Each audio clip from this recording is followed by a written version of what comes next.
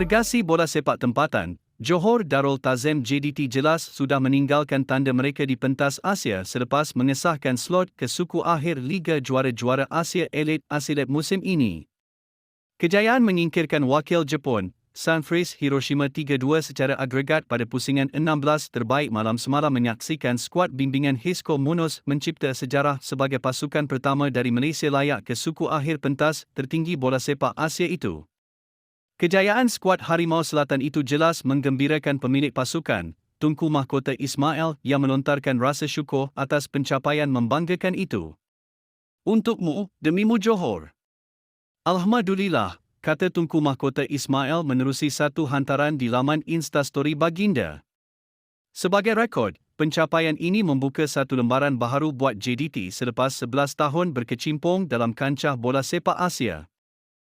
Tampil dalam percubaan sulung ke pentas Liga Juara-Juara Asia ACL menerusi saingan play-off di Bengaluru, mereka kandas di pusingan kedua play-off di tangan Bangkok Glass. Namun ada rahmat di sebalik penyingkiran itu apabila mereka turun beraksi di Piala AFC dan menoktahkan musim itu sebagai pasukan pertama dari Malaysia dan juga Asia Tenggara menjuarai Piala AFC.